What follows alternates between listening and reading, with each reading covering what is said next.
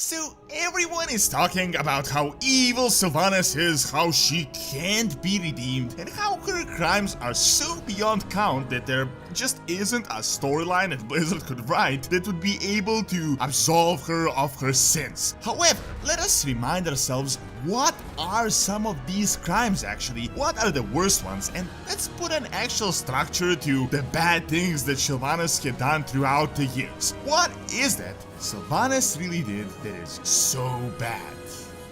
Brought to you by Dragon City, the best game out there if you ever wanted to collect and train dragons to become a Dragon Master. The game is completely free to play for both Android and iOS, as well as Windows and Amazon. You can collect over 1,000 different dragons to complete your dragon book, build your own Dragon City, and best of all, breed 2 dragons to create new ones, feeding them to evolve and further empowering them. Combine fire, nature, and many other elements and breed unique hybrids. It is literally the perfect dragon trainer simulator. Now, of course, none of this would be fun if you couldn't use them to battle other dragons to make them more powerful, and through various PvP modes, you can challenge your friends as well as other people in the game. The content for Dragon City is never ending, and there are several events every single week, allowing you to discover brand new adventures for your dragons. Through these events, you can gather new skins to customize and change your pets.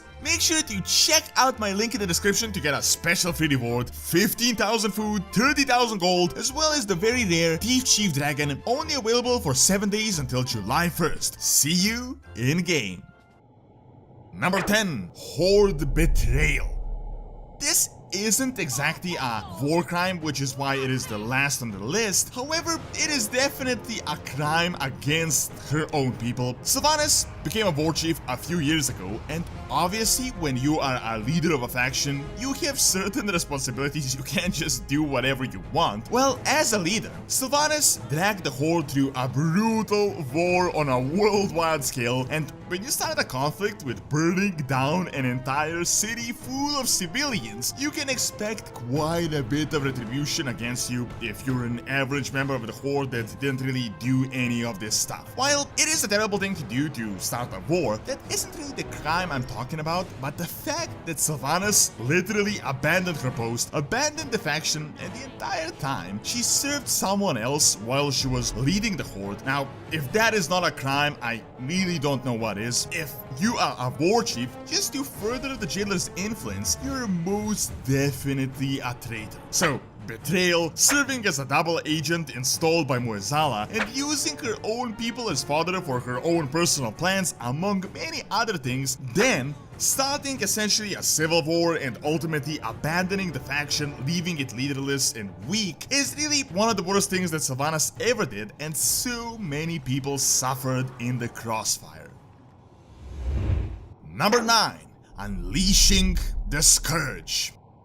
So at this point, we already know that Sylvanas is serving the jailer and that she has been a part of this entire elaborate mission of empowering herself, empowering the jailer, breaking the Machine of Death, and ultimately defeating the Lich King and breaking up the bond between the material plane and the Shadowlands. Since the defeat of Arthas, it has been known once the Lich King is fully destroyed, no one will be there to hold the Scourge back, and that they will just start going on a rampage as mindless undead. So that is pretty much exactly what Sylvanas did. She broke the bond and just unleashed a massive undead army to attack wherever they were, no doubt endangering and killing many innocent civilians in the process, all as a part of her grand selfish plan as an agent of the jailer. Number 8. The Gathering.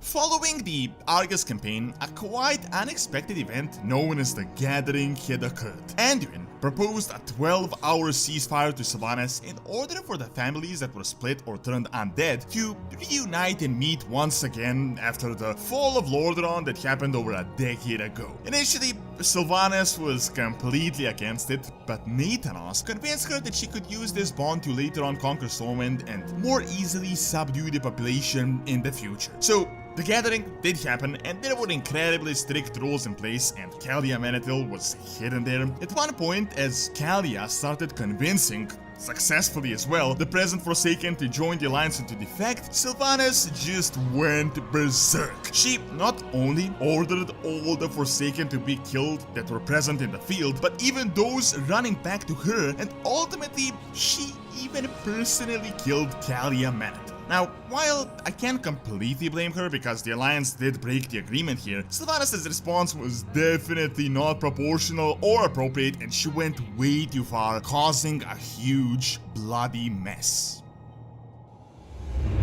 Number 7. Raising Undead.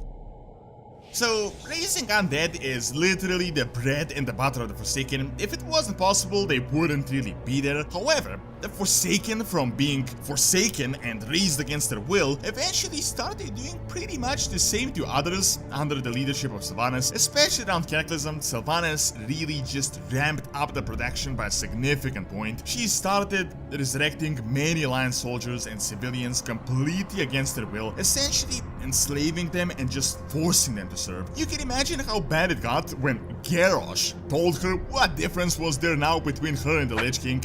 And I gotta say, he was right. For a person so much against the Lich King, Sylvanas really wasn't ultimately all that much better. However, it definitely makes sense now, as both of them were agents of the Jailer. Number 6. Plague. This isn't a singular point because the Plague has been present almost since the creation of the Forsaken, but it is behind most of the crimes committed by Sylvanas, and just her constantly pushing the development of this deadly weapon is really just a crime in itself. Originally, the Forsaken started developing this plague to counter the Scourge and their own very potent plague of undeath. However, through the years, Sylvanas just ramped up the production by like 1,000. First big encounter was the betrayal of Grand Apothecary, which of course Sylvanas can't be blamed for, but around Cataclysm, it was her that became much worse. Not only did she go crazy with the production and the experiments, aka sacrifices of other mortals, but she actually started using it pretty much all the time. First, during the invasion of Gilneas, then the Alliance towns, then in Legion against the Alliance, and if catapults weren't enough to chuck the plague, she started plaguing her own arrows so she can inject the plague personally. During Battle for Azeroth, she would go completely crazy. She plagued the entire Undercity and even used it in the Battle of Darkshore. While of course most of the use was in wars, the plague is a lot more than just a weapon. It completely destroys entire areas of the world, let alone the inhabitants, and thus far on Azeroth, it is possibly the cruelest weapon ever used. Number 5. Destruction of Gilneas. To start off, it really was Garrosh that ordered Sylvanas to invade Gilneas and to begin the entire operation, but it's not like she was really against it. She pretty much couldn't wait for the opportunity. The Horde did order an invasion of the Human Kingdom, but Sylvanas understood as there are no limits and that she can do whatever she wants. So not only did she go crazy with Resurrection, she started blighting and destroying entire areas of the kingdom. She started attacking fleeing civilians and pretty much committing every war crime in the book that you can imagine during this entire ordeal. Ultimately, Sylvanas even killed the Son of Gen, which laid the foundation for future conflicts, and definitely did not do anything good for the Alliance-Horde relations. The Horde is today all but beaten back in Gilneas, but during Cataclysm, Sylvanas did so much damage, not just to the kingdom infrastructure, but to Gilneans in general, that there is so little room left for any sort of forgiveness. Number 4. South Shore. This is one of the worst crimes of Sylvanas' Plague campaign. Sure, the Horde and the Alliance were at war, and many things do happen during war, many bad things, but what Sylvanas did to South Shore is just gruesome at its core. Horde leadership ordered diluted versions of the Plague because it was just so deadly and cruel, yet the Forsaken just used the Plague in general. They didn't really care, aka Sylvanas didn't really care. Sylvanas essentially blighted the entire town, murdering many civilians in the process, and worst of all, rendering not just the town itself but the entire zone completely uninhabitable, potentially for hundreds of years into the future. If the ground itself is so polluted that it's polluted for hundreds of years, you can only imagine what happened to the actual living beings and the inhabitants of South Shore. While many things do happen during war, this wasn't really war, but just blatant destruction of everything in the entire region.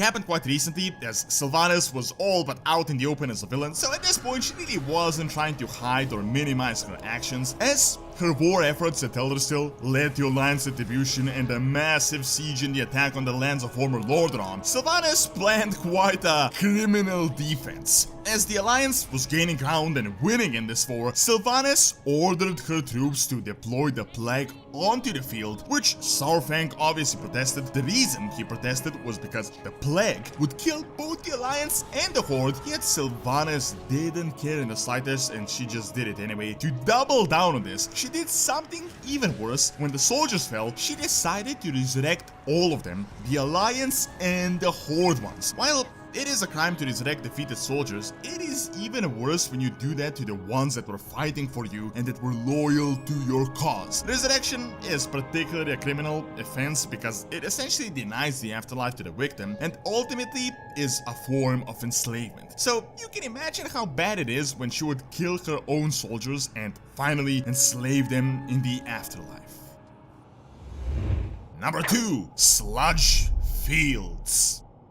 While this is a part of larger plans of Sylvanas, this one case in particular is just a crime beyond measure. So, to put it simply, Sylvanas created the most cruel concentration camp on all of Azeroth. Forsaken took over a human town, they pretty much slaughtered most of the civilians, and then they created the so-called Sludge Fields. The humans that stayed to defend the town were taken as prisoners, forced to work endlessly, and ultimately were even resurrected. However, things got even more sinister as the Forsaken under Sylvanas' order not only farmed toxins, but they started breeding new types of zombies, resurrecting all sorts of undead, and just started building monstrosities from prisoners of war. Worst of all, not only did they experiment on the Alliance, but they started also doing that on their own people. This lasted for years, and during Battle for Azeroth, the Sludge Fields were extensively used to raise untold numbers of undead. While Sylvanas did sort of indirectly control this, it was obvious that this was her plan all along and that she didn't care, and honestly,